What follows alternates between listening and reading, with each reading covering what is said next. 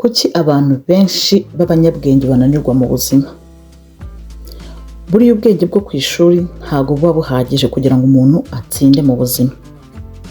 Hari abantu batsinze cyane ku ishuri ariko nyuma bakagorwa n'ubuzima. Hari abandi batazwi nk'abahanga cyane mu ishuri ariko bakubaka ubuzima bwabo ndetse bukagenda neza bugakomera. Kuki biba bityo? Kuki umuntu ashobora kugira amanota meza ariko akananirwa kwiyubaka, gukoresha amahirwe ye ndetse no kugerageza intsinzi? Muri iyi video tugiye kurebera hamwe impamvu ubwenge bwonyine budahagije. Turaza kurebera hamwe akamaro k'ikinyabupfura mu buzima cyangwa icyo wakita discipline. Gatatu, turaza kurebera hamwe impamvu consistency cyangwa se gukora ikintu uhozaho bishobora kurusha imbaraga impano waba ufite iyo ari yo yose. Turaza kurebera hamwe yewe ndetse kuba uzi gukomunika cyangwa se kuba uzi kuvugana n'abantu uburyo bishobora guhindura ubuzima bwawe. Turaza gusoza rero turebera hamwe n'impamvu abantu batinya gufata risike baguma aho bari, cyangwa se abantu batemera gufata imyanzuro nubwo yabikomeye batajya bahindura ubuzima bwabo. Ndashaka ko rero uza kureba iyi video kugeza ku musozo, kuko ushobora gusanga ikibazo kigukomeza inyuma atari ukubura ubwenge, ahubwo ari ikindi kibazo uri buze kureba wenda iyi video yose irangiye. Reka dutangire. Ubwenge bwo ku ishuri ntabwo ari byose. Buriya ishuri ryigisha kubara, gusoma ndetse no gukora ibizami. Ariko hari ibintu byinshi ubuzima busaba bitigishwa cyane ku ishuri, nko kugira discipline cyangwa se ikinyabupfura, kwiga kuvugana n'abantu, kwihangana, gufata ibyemezo ndetse yewe no gukomeza niyo ibintu byaba bitameze neza mu buzima. Niyo mpamvu ushobora kubona umuntu afite impamyabumenyi nyinshi ariko atazi uko yakoresha ashaka amafaranga, uko yakubaka umushinga ndetse uko yanakorana n'abandi. Ugasanga ntazi no gukorana n'abandi bantu mu buzima bwe bwose. Ubuzima ntabwo bubaza amanota wagize gusa, bunabaza ese ushobora gukomeza niyo ibintu bikugoye. Nicyo kibazo ubuzima bukunda kubaza. Kadukomeze. Uburyo discipline irusha motivation imbaraga, ikinyabupfura uburyo kirusha ibyaba bigushyigikiye byose imbaraga. Abantu benshi bategereza motivation, ugasanga bari gutegereza kumva bafite imbaraga, kumva bafite morale, cyangwa se kumva bafite abantu bababwira komeza mwana wanjye, akira udufaranga twongeremo. Ariko ikibazo ni uko abo bagushyigikira cyangwa se ibyo utegereje bigushyigikira biraza bikagenda, bigasaba ko wowe usigara uri wenyine ugakomeza kwirwanirira. Ikinyabupfura rero nicyo cyonyine gishobora kugufasha gukomeza mu byo urimo niyo waba utabyumva. Hari abantu bafite impano nyinshi ariko kubera kudakora ngo bahozeho bikarangira nta kintu na kimwe bagezeho.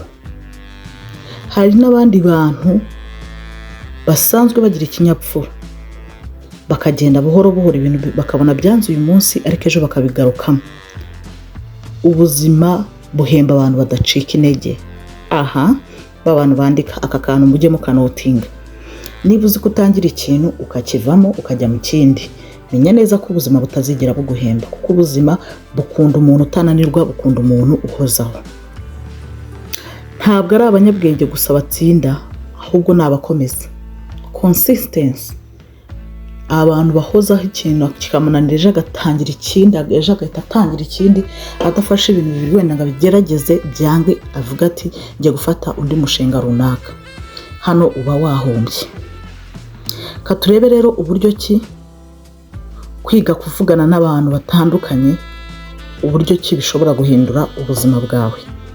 Hari abantu bafite ubwenge bwinshi ariko ugasanga ntibazi kuvugana n'abandi, ntibazi kwisobanura, ntibazi kuganira, ntibazi kubaka ngo relationship nziza.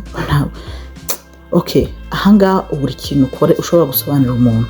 Ndagira ngo nkubwire ukuri rero, uburyo uvugana n'abantu bishobora gutuma bagufungurira imiryango myinshi cyangwa se bakayikupa. Hari umuntu ushobora kubona amahirwe kubera uburyo yavuze byonyine gatuma abona amahirwe y'ubuzima. Hari n'undi ushobora gutakaza amahirwe kubera attitude mbi cyangwa kutamenya kuvugana n'abantu, imyitwarire mibi cyangwa kutamenya kuvugana n'abantu. Abantu benshi batsinda mu buzima ntabwo ari uko ari abanyabwenge kurusha abandi, nuko bazi kubaka abantu hafi yabo. Aha ndashaka kuvugana n'umuntu uba wumva adashaka abantu mu buzima bwe, ugasanga ntazi kuvuga neza, arasubiza ahagaze hejuru y'umuntu, bambwiye ngo atange raporo, abyutsa ayikubita ku WhatsApp ayihaye umukoresha we, habe na mwaramutse, habe na mwiriwe. Nyine ku buryo gukomunika cyangwa se kwiga kuvugana n'umuntu kuri wari ikibazo kandi we ngakumva ibintu yabikoze neza. Jya wisubiramo urebe niba ururimi rwawe ruzi kuvuga neza. Kuri ururimi rwawe rushobora gutuma ubaho cyangwa se ugapfa. Hari umunyarwanda avuze ngo nyirikarimi kabi yatanze umurozi gupfa. Icyo bivuze abacyumva baracyumva.